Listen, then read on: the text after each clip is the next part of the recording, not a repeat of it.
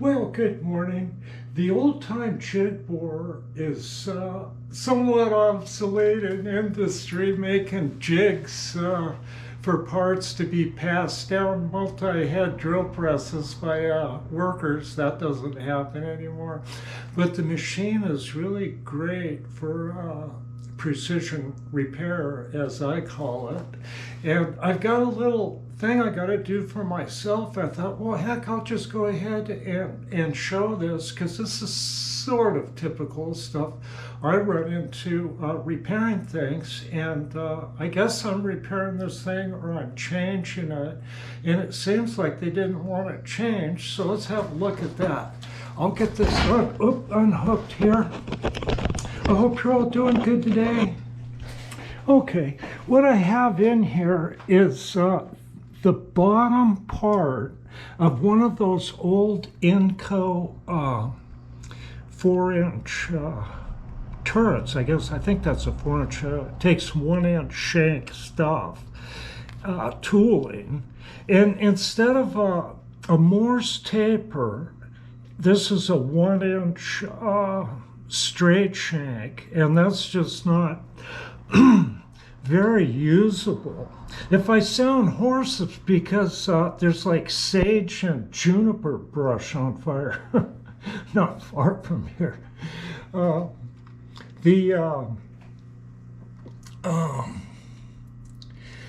So if I'm going to use this in Axelson, for example, I'd have to stick it in a collet chuck or something, and it hangs it out there.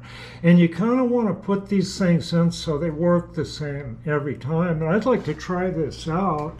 I've used these things on a little Atlas lathe I had. I had one, and I didn't think it worked very good, but you know, those are really lightweight.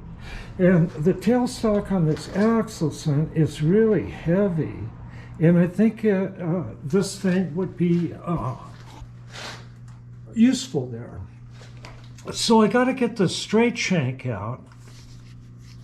And what they did is, at the factory evidently, they put a taper pin in it to hold it. And it doesn't seem they did that on the Morse taper ones. But I've seen these in drill presses or other machines spinning, which seems kind of strange, but they used them that way too. So what I got to do is drill that pin out, because it's in a semi-blind. Okay, my camera rudely shut off again. So you can't really get in there with a normal drill chuck. So what I have here, and this is great for repair stuff too, is I've got an Ericsson collet chuck here, and then an Ericsson collet chuck extension that takes these small collets. So that's what I'm going to use. See, it gets in there very tight. So I'll go ahead and get it set up and drill that, and put the camera on the tripod. Be right back. Okay, I'm going to take and center drill that taper pin that's in a tight area there. A little lube on it there, and then I'll take and drill it. So let's do it. How about 975 RPM?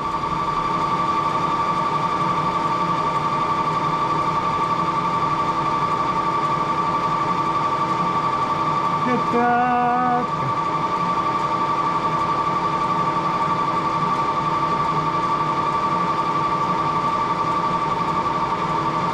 That looks pretty good.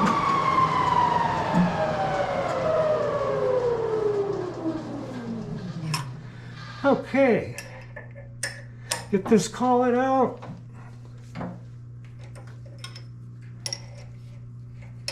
Yeah, these Ericsson collets were used by Boeing up into the 1990s, so then they switched to ER collets. And I switched to Ericsson collets then because I'm going to have to raise this up. Now, this is the advantage of a jig bore. You can't do this with a bridge bore half the time. I got to go up a little bit here, just a little. No, I'm not going to make it. I'm going to have to do it this way. I've run out of room. Let's see if I can do it. No, I can't do it. Okay, what I got to do, usually I've got room and now I don't. So I'm going to back it off. I set the table dials. This is what you have to do on a vertical mill all the time, is move the table to get a tool in it. And I was just almost there. Now, what you can do with these Axelson collets, you can do it with ER ones too, but I haven't used ER collets much, is you can grab a bit by the margins, okay?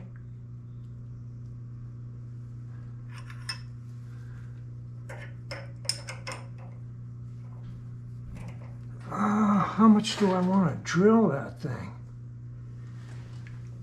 I'm going to try it that far. I don't care if I drill all the way through. Okay, that's tight. Get it back over. The screws on these, the table screws, are only accurate in one direction. And that's the direction I'm moving these in. Okay, that's it. So we'll get some lubrication on that. And I'm going to feed that slow with the geared hand wheel here. Get that in there. Okay, kick it up. Back it down a little bit. About 600, see how it lights out.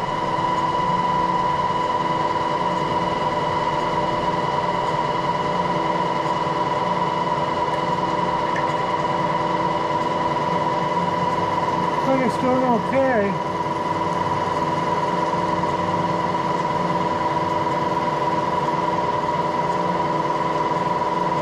That pin is really soft.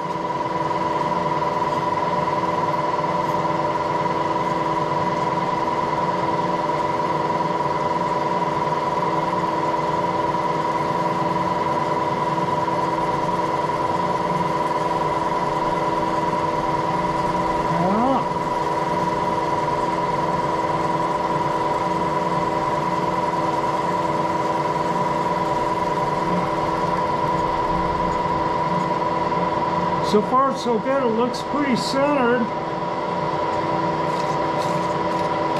I've got stuff off there.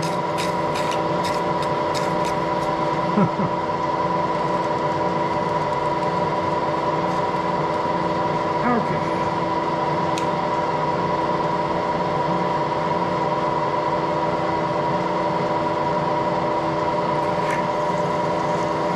This is an early #2 more jig bore, and it's got a rather noisy drive. And of course they improved the drive greatly on the later #2. But this is a good old machine.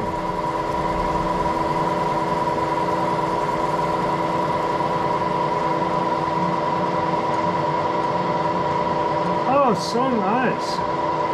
I might get that off there first. That ain't gonna work.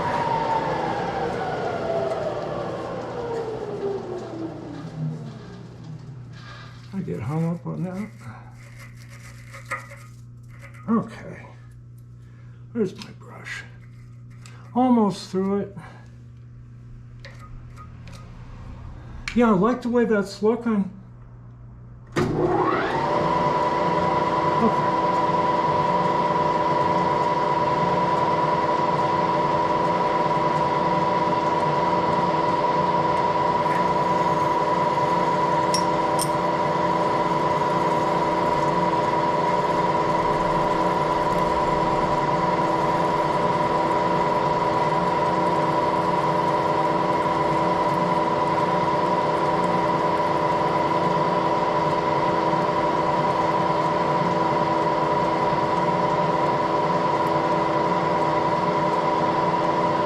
So far so good. Not hitting any cast iron.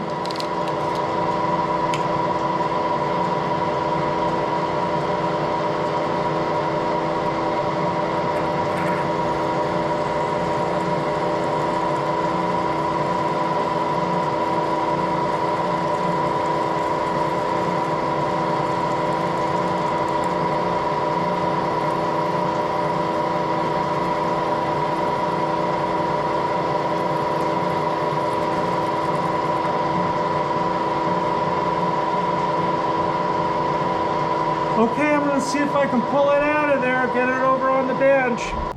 Well, the jig bore worked like a charm. The pin just gave a little tap and it came out. You can see I just ran out of it a little bit there. But I should be able to, you can see the blind spot here where it went into, because you just couldn't get it out, even removing this lever. I don't know why they made it like that, but they sure did. You know, they didn't make that easy to get out. You see the hole through there. Now I'm going to put a Morse taper shank in here and index the thing so it's straight up and in the same place every time, and see if I can't make this a usable tool. Here, let me lift this up. Here's the turret part of it. This is good old Enco, made in the USA. This is something Will the Blade sent me with some KDK tool holders and stuff. And I don't know if he ever used this, but it'll be a lot more useful on the Axelson with the Morse taper shank. Okay, so we'll move along on that.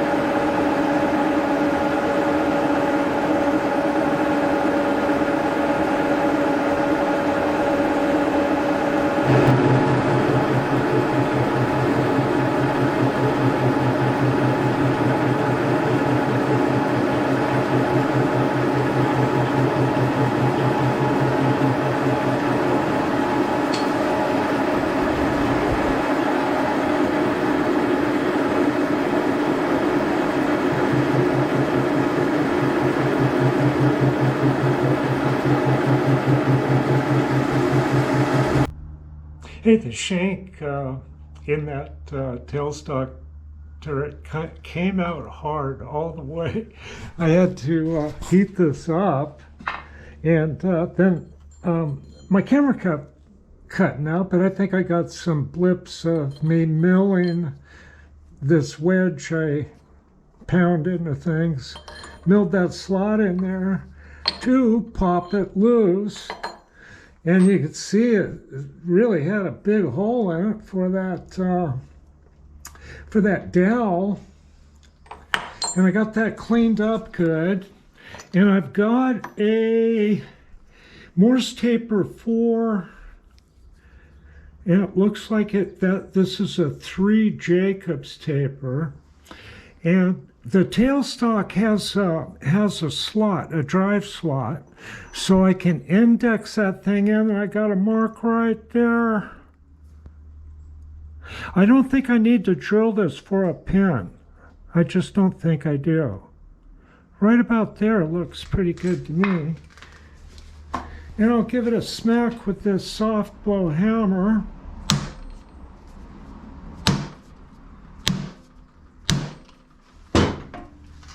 And I think it's a done deal. So I'll put this together and see what it looks like in the machine. Okay, this part had some rough handling, so I'm going to use those handy deburring stones and just make sure there's no burrs on it.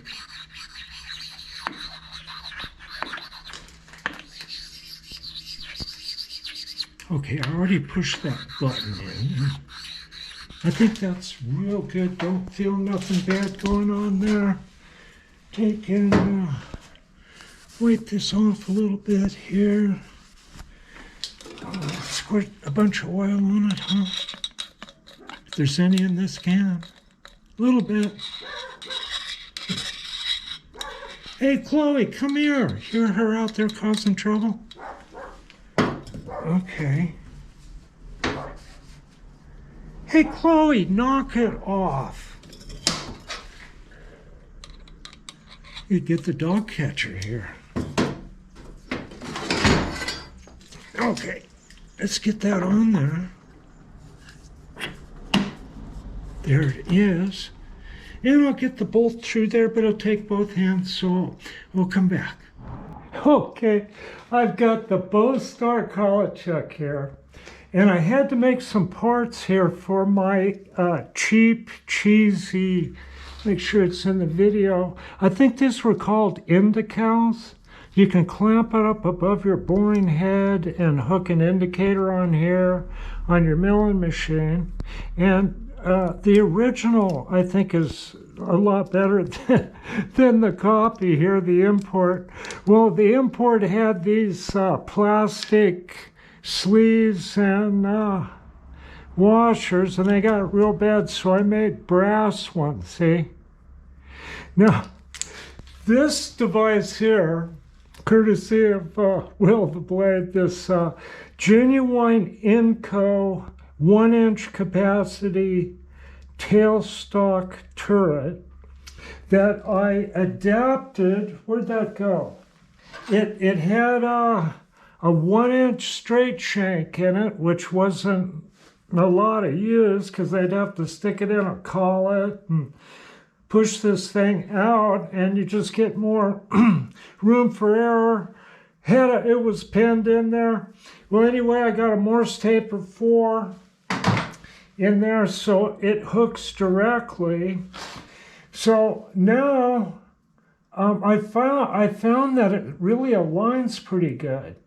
The way it is, but to get the best alignment on stuff, I can put like a boring head in there. Let's see if I can move that. But this actually, okay, we're checking alignment here, and the alignment's good. Look at that. Totally amazing. I didn't think something like that is that accurate. That's a 1/2-inch hole, and that's a 1/2-inch piece of brass. So these holders here have these set screws, so you can adjust these things and put a cutter in there, like a left-hand boring type cutter, and you can run this in and out and turn the OD. And you can do just about everything. You can drill. I can adapt these drill chucks to it. I got that one and this little tiny one here. And drill these blank ones for like a center drill. And these things came with the head. I don't think, it had some cutters in it, and somebody used it. But they come with a set screw here. It's in there, and then you take and bore it or drill it from your headstock.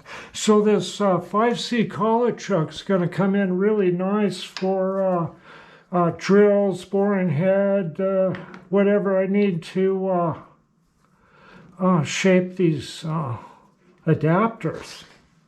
So that's kind of a cool thing. I think I mentioned before I had a small one, and I used it on a Atlas, a little Atlas lathe. And it was, you could do small brass parts with it. But also, this should work good for brass parts like this on this machine saves some time and wear and tear moving the carriage around. So I think that's kind of nifty. I don't know if these are going to make a comeback. These things are something that you see in shops and hardly ever used. But no, I'll see. I might get more use out of it because the extra heavy-duty tailstock on this machine. And it's got a lot of travel on it. Okay, I'll I'll get back onto this. But if I would have had it yesterday, I would have used it to make these little bushings. Okay, I'll be back eventually.